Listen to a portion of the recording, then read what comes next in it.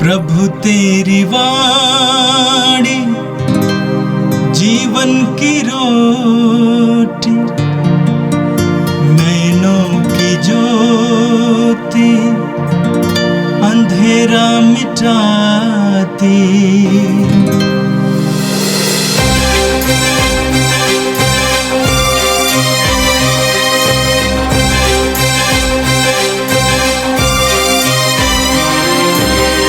प्रभु तेरी वाणी जीवन की रोटी, नैनों की ज्योति अंधेरा मिटाती। प्रभु तेरी वाणी जीवन की रोटी, नैनों की ज्योति अंधेरा मिटाती। वाणी वाणी वाणी वाणी वाणी पवित्र है, शाश्वत है, जीवन का मन्ना है। 27 अगस्त शनिवार। पहला पाठ कुरिन्थियों के नाम संत पौलुस का पहला पत्र, अध्याय 1 पद संख्या 26 से 31 तक। भाइयों, इस बात पर विचार कीजिए कि बुलाए जाते समय आप लोगों में से दुनिया की दृष्टि में बहुत कम लोग ज्ञानी, शक्तिशाली अथवा कुलीन थे। ज्ञानियों को लज्जित करने के लिए ईश्वर ने उन लोगों को चुना जो दुनिया की दृष्टि में मूर्ख है। शक्तिशालियों को लज्जित करने के लिए उसने उन लोगों को चुना जो दुनिया की दृष्टि में दुर्बल है। गण्य मान्य लोगों का घमंड चूर करने के लिए उसने उन लोगों को चुना जो दुनिया की दृष्टि में तुच्छ और नगण्य है, जिससे कोई भी मनुष्य ईश्वर के सामने गर्व ना करे। उसी ईश्वर के वरदान से आप लोग यीशु मसीह के अंग बन गए हैं। ईश्वर ने मसीह को हमारा ज्ञान, धार्मिकता, पवित्रता तथा उद्धार बना दिया है। इसलिए जैसा कि धर्म ग्रंथ में लिखा है, यदि कोई गर्व करना चाहे तो वह प्रभु पर गर्व करे। यह प्रभु की वाणी है। संत मत्ती के अनुसार पवित्र सुसमाचार, अध्याय 25 वाक्य संख्या 14 से लेकर 30 तक। स्वर्ग का राज्य उस मनुष्य के सदृश है जिसने विदेश जाते समय अपने सेवकों को बुलाया और उन्हें अपनी संपत्ति सौंप दी। उसने प्रत्येक की योग्यता का ध्यान रखकर एक सेवक को 5,000, दूसरे को 2,000 और तीसरे को 1,000 अशरफियाँ दी। इसके बाद वह विदेश चला गया। जिसे 5,000 अशरफियाँ मिली थीं, उसने तुरंत जाकर उनके साथ लेन देन किया और 5,000 अशरफियाँ कमा ली। इसी तरह जिसे 2,000 अशरफियाँ मिली थीं, उसने और 2,000 कमा ली। लेकिन जिसे 1,000 अशरफियाँ मिली थी, वह गया और उसने भूमि खोदकर अपने स्वामी का धन छिपा दिया। बहुत समय बाद उन सेवकों के स्वामी ने लौटकर उनसे लेखा लिया। जिसे 5,000 अशरफियाँ मिली थी, उसने और 5,000 लाकर कहा, स्वामी, आपने मुझे 5,000 अशरफियाँ सौंपी थीं। देखिए, मैंने और 5,000 कमाई। उसके स्वामी ने उससे कहा, शाबाश भले और ईमानदार सेवक, तुम थोड़े में ईमानदार रहे, मैं तुम्हें बहुत पर नियुक्त करूँगा। अपने स्वामी के आनंद के सहभागी बनो। इसके बाद वह आया जिसे 2,000 अशरफियाँ मिली थीं। उसने कहा, स्वामी, आपने मुझे 2,000 अशरफियाँ सौंपी थीं। देखिए, मैंने भी 2,000 कमाई। उसके स्वामी ने उससे कहा, शाबाश भले और ईमानदार सेवक, तुम थोड़े में ईमानदार रहे, मैं तुम्हें बहुत पर नियुक्त करूँगा। अपने स्वामी के आनंद के सहभागी बनो। अंत में वह आया जिसे 1,000 अशरफियाँ मिली थीं। उसने कहा, स्वामी, मुझे मालूम था कि आप कठोर हैं। आपने जहाँ नहीं बोया वहाँ लुनते हैं और जहाँ नहीं बिखेरा वहाँ बटोरते हैं। इसलिए मैं डर गया और मैंने जाकर आपका धन भूमि में छिपा दिया। देखिए, यह आपका है, इसे लौटाता हूँ। स्वामी ने उसे उत्तर दिया, दुष्ट और आलसी सेवक, तुझे मालूम था कि मैंने जहाँ नहीं बोया वहाँ लूनता हूँ और जहाँ नहीं बिखेरा वहाँ बटोरता हूँ, तो तुझे मेरा धन महाजन के यहाँ जमा करना चाहिए था। तब मैं लौटने पर उसे सूद के साथ वसूल कर लेता। इसलिए ये 1000 अशरफियाँ इससे ले लो और जिसके पास 10,000 हैं उसी को दे दो, क्योंकि जिसके पास कुछ है उसी को और दिया जाएगा और उसके पास बहुत हो जाएगा, लेकिन जिसके पास कुछ नहीं है उससे वह भी ले लिया जाएगा जो उसके पास है। और इस निकम्मे सेवक को बाहर अंधकार में फेंक दो, वहाँ वे रोएंगे और दांत पीसते रहेंगे। यह प्रभु का पवित्र सुसमाचार है।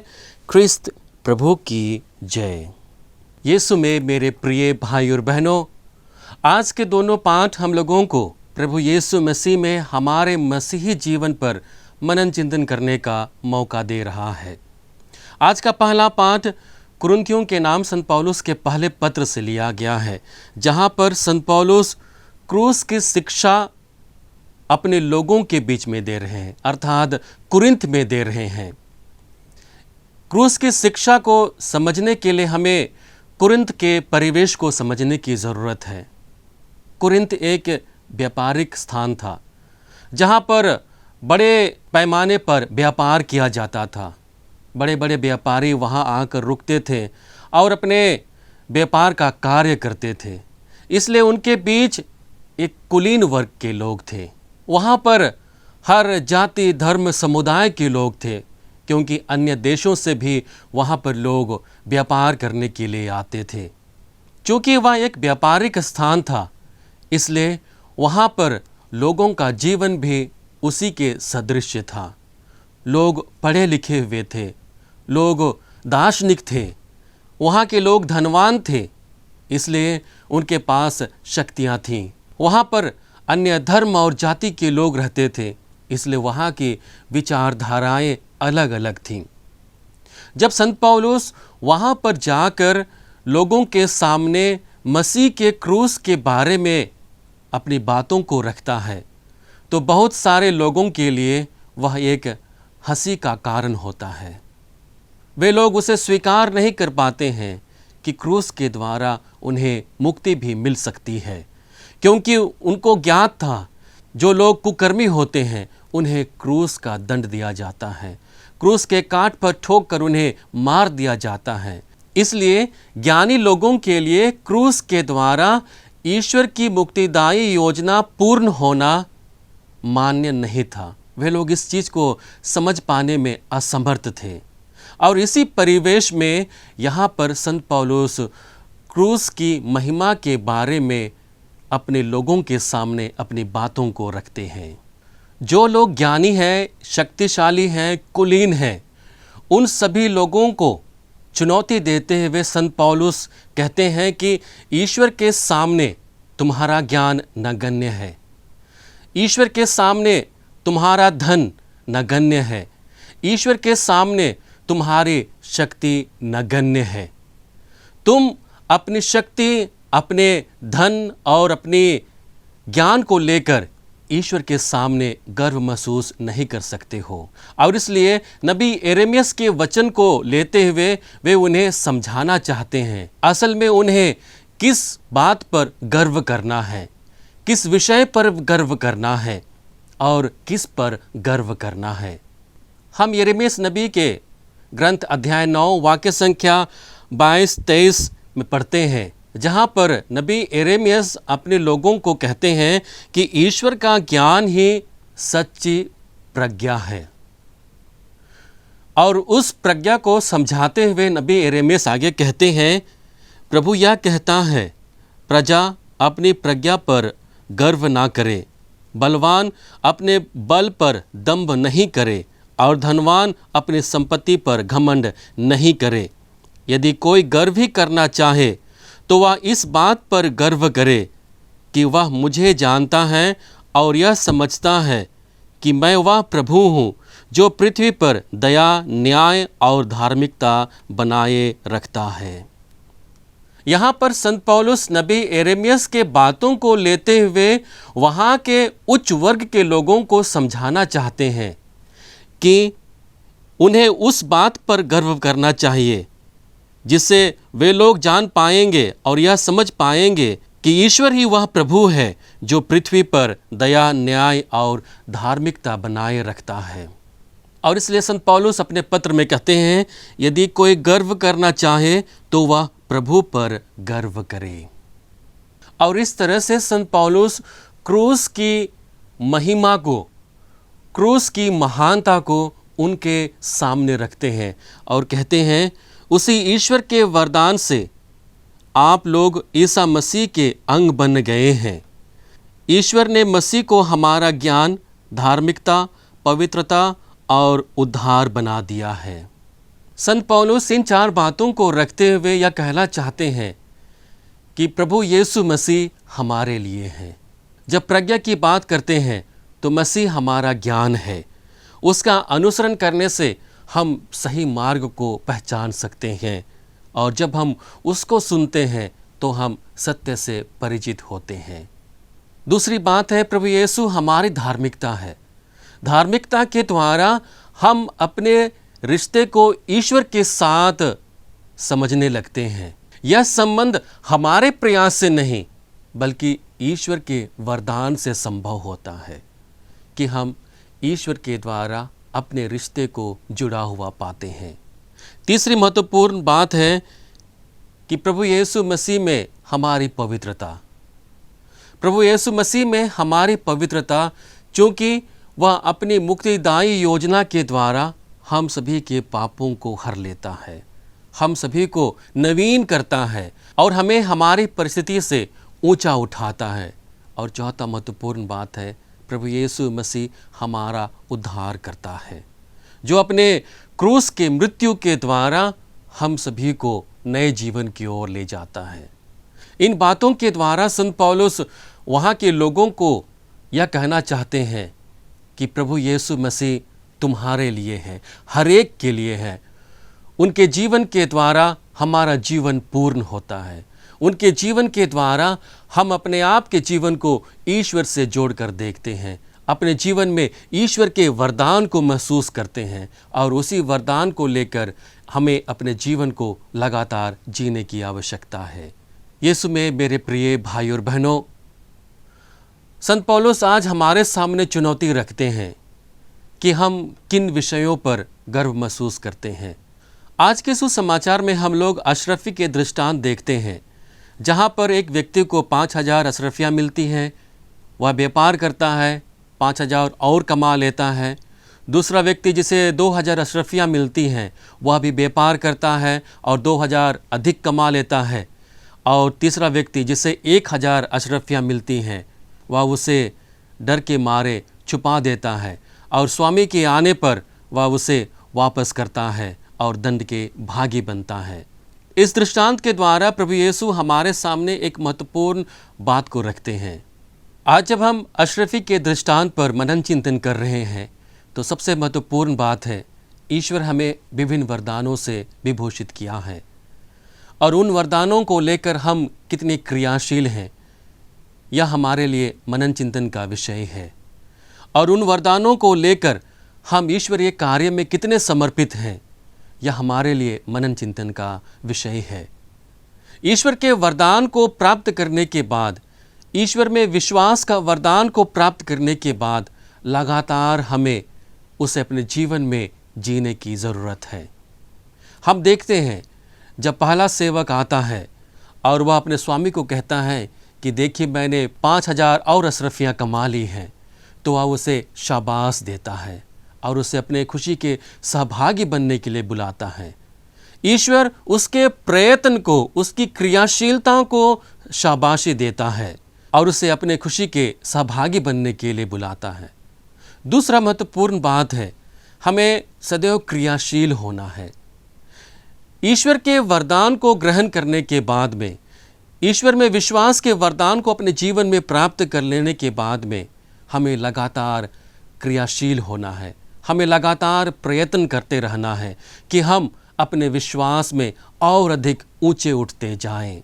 हम विश्वास के उचित फल उत्पन्न कर सकें, अधिक से अधिक फल उत्पन्न कर सकें।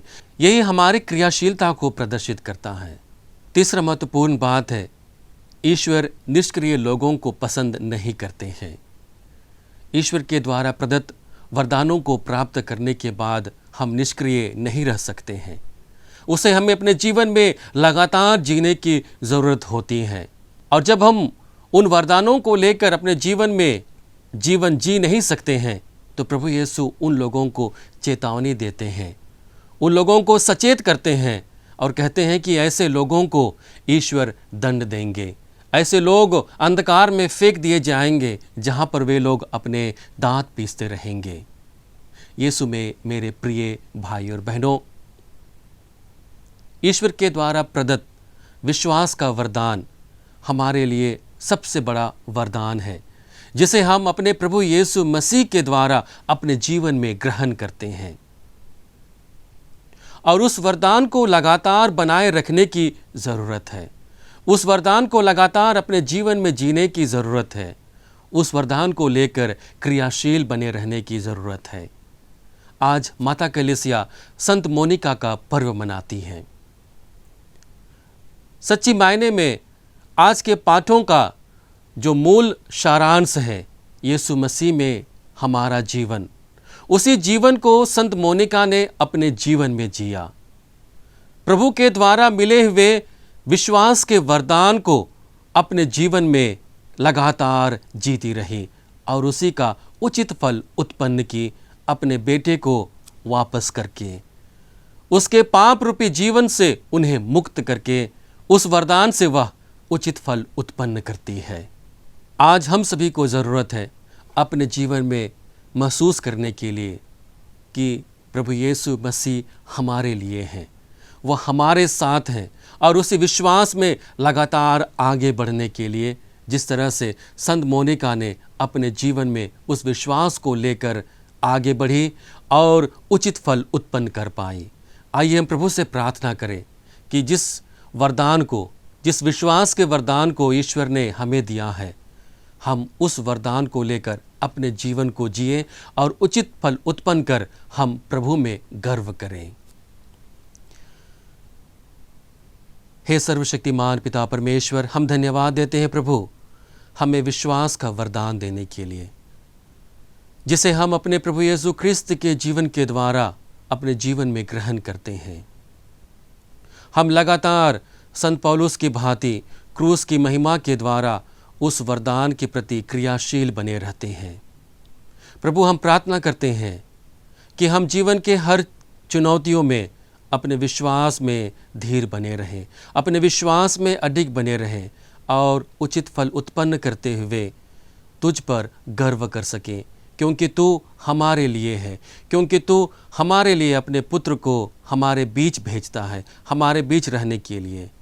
हे पिता ईश्वर, आज इस वचन को सुनने वाले हर एक लोगों के जीवन को तू स्पर्श कर, उन्हें सदैव विश्वास में क्रियाशील बने रहने का वरदान दे, ताकि हम सभी लोग विश्वास का उचित फल उत्पन्न कर स्वर्ग राज्य में प्रवेश कर पाएं। हम यह प्रार्थना करते हैं हमारे प्रभु ख्रिस्त के द्वारा, आमीन। प्रभु तेरी वाणी जीवन की रोटी, नैनों की ज्योति अंधेरा मिटाती। वाणी वाणी वाणी वाणी वाणी